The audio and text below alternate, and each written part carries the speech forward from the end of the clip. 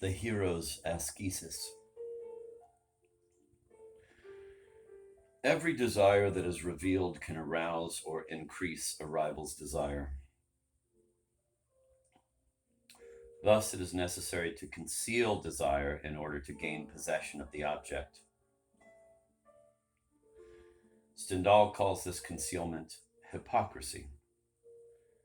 The hypocrite suppresses everything in his desire which can be seen. In other words, every impulse toward the object.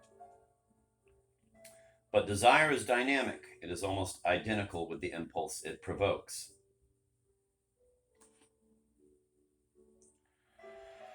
The hypocrisy which triumphs in the universe of the black attacks everything that is real in desire.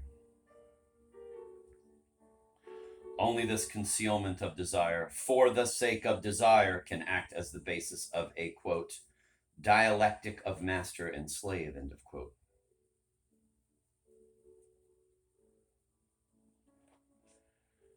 Here it is not a question of ordinary hypocrisy which deals with facts and beliefs. Ordinary hypocrisy is within everyone's reach. It cannot become a test of an individual's inner strength.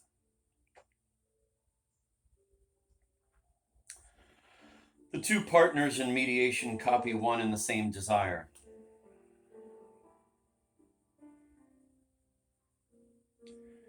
Therefore, this desire cannot suggest anything to one without suggesting it to the other as well. The dissimulation has to be perfect because the mediator's perspicacity is unlimited.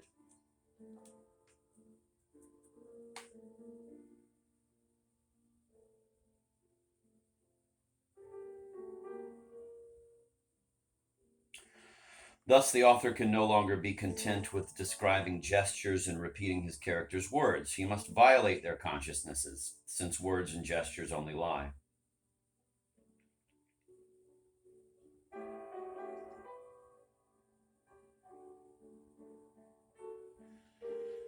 The hypocrite must resist every temptation because they all lie open to the gaze of the god.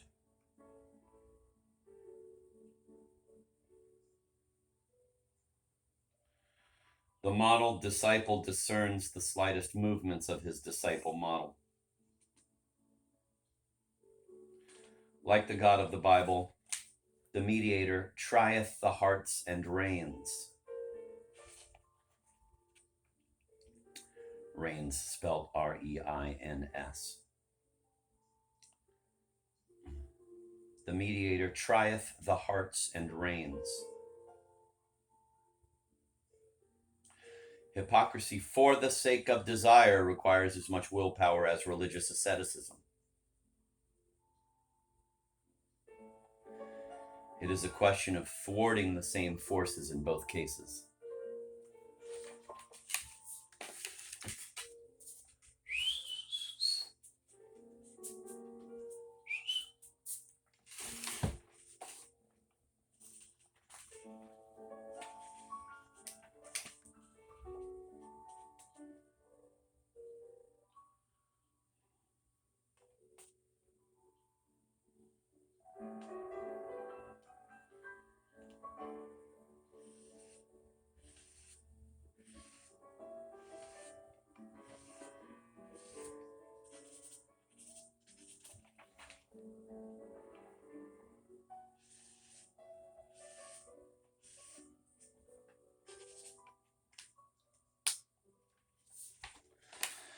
Julian's career in the universe of the black is as demanding as a military career in the universe of the red. There has been a change, however, in the direction of the effort. In a universe where desire must always pass through another, truly successful action is directed toward the self.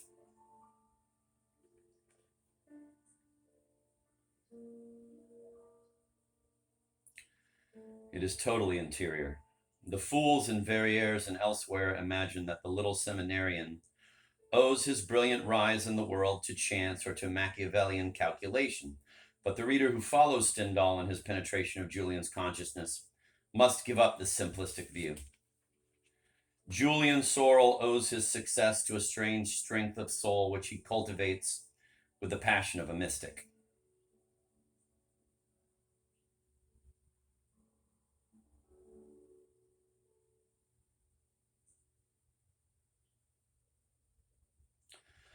This strength is dedicated to the service of the self, just as true mysticism is dedicated to the service of God.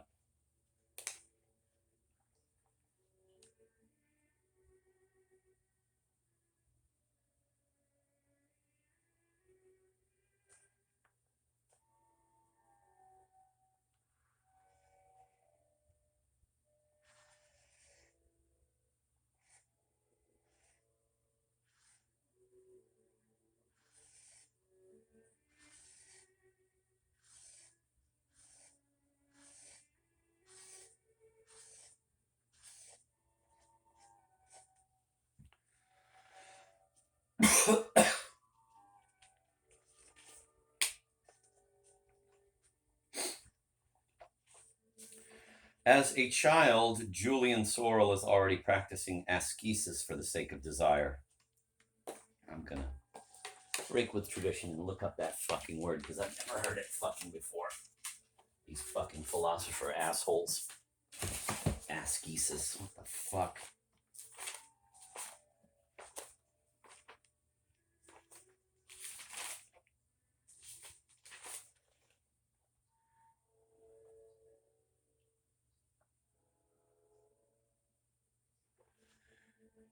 It's a variation of ascesis, like asceticism, but Ascesis.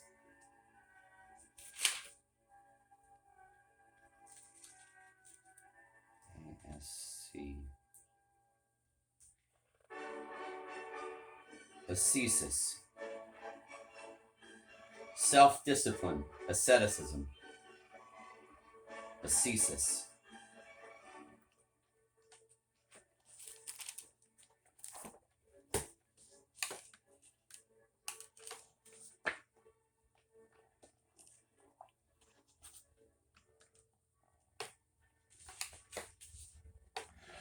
As a child, Julian Sorrell is already practicing ascesis for the sake of desire. He keeps his arm in a sling for a whole month as a punishment for having revealed his true thoughts concerning Napoleon.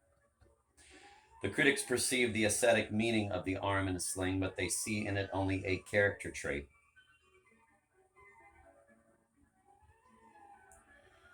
They do not understand that the whole universe of the black is implicit in this childish gesture.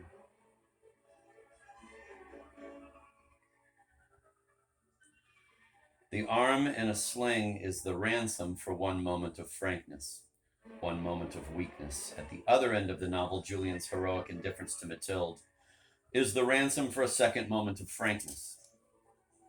Julian let Mathilde see the desire he felt for her. The mistake is analogous, the self-punishment is no less so.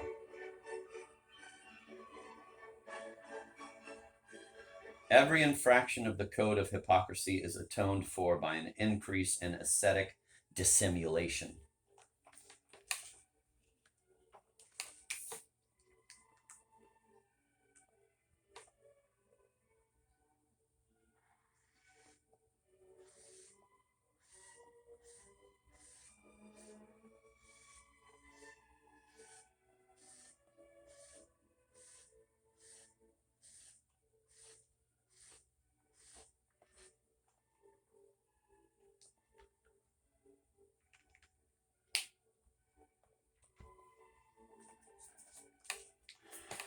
We do not perceive the identity of the two actions because the arm in a sling achieves no concrete result, whereas the heroic indifference wins back Mathilde.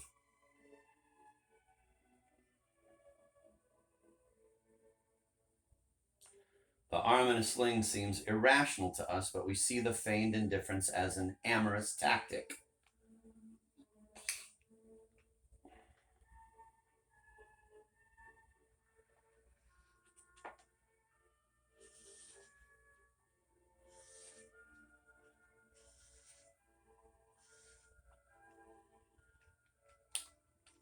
The second ascetic gesture takes place in the down-to-earth and reassuring universe of novelistic psychology.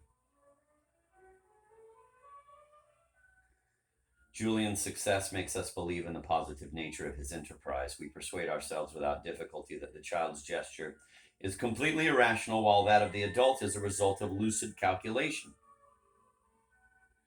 But Stendhal does not present things this way. The two acts belong to the same shadowy area of the consciousness. The instinct which moves Julian, the instinct of hypocrisy, is never rational, but it is infallible. Julian will owe all his triumphs to it. I'm going to speak for a moment outside of this book. Because all this stuff, for some reason, reminds me of Salvador Dali.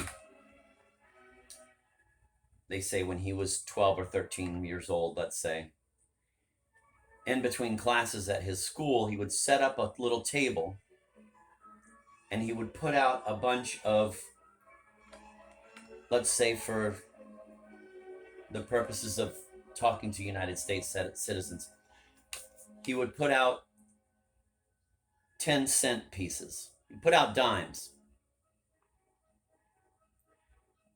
And he would put a sign up that said, dimes for sale. Price 5 cents. Then he would sell a bunch of dimes for a nickel. Singularly, of course. Each dime cost a nickel. And people would come up.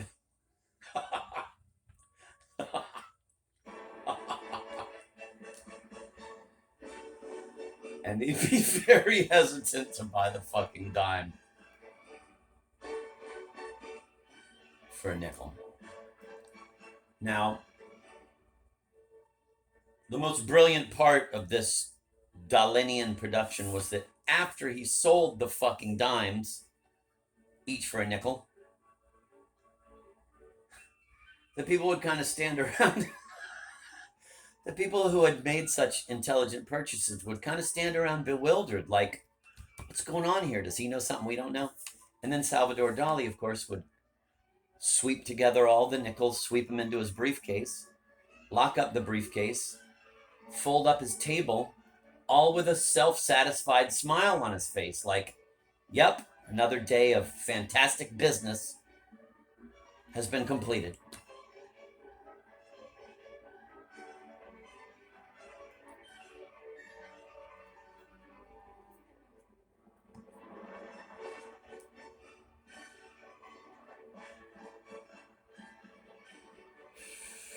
The arm in a sling, back to the novel, back to the René Girard. The arm in a sling constitutes the first moment of underground ascesis, absolute gratuitousness.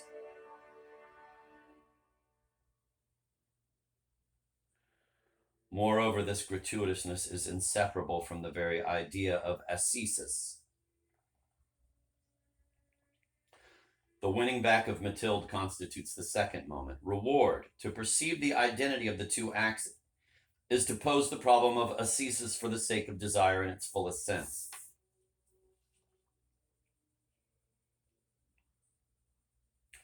The winning back of Mathilde proves that this ascesis is not merely an absurdity superimposed on the initial and fundamental absurdity of metaphysical desire. Renunciation for the sake of desire is wholly consonant with this desire.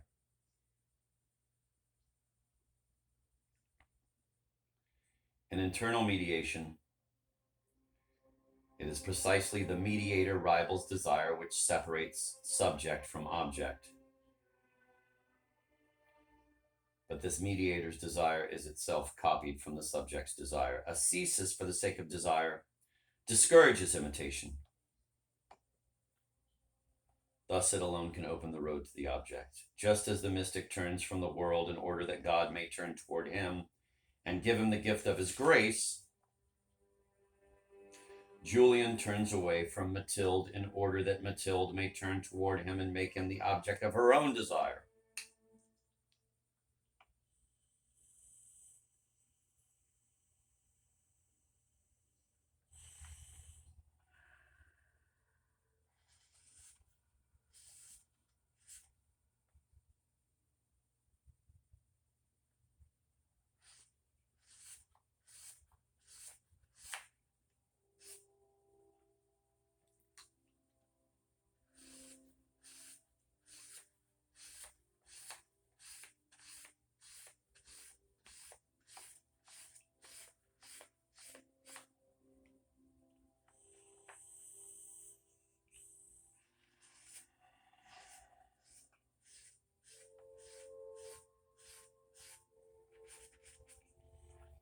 Ascesis for the sake of desire is just as legitimate and productive in the triangular context as, quote, vertical, end of quote, ascesis is in the framework of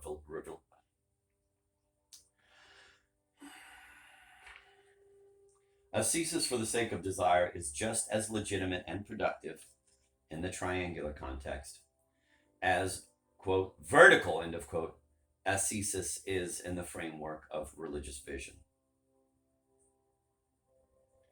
The analogy between deviated transcendency and vertical transcendency is even closer than we at first suspected.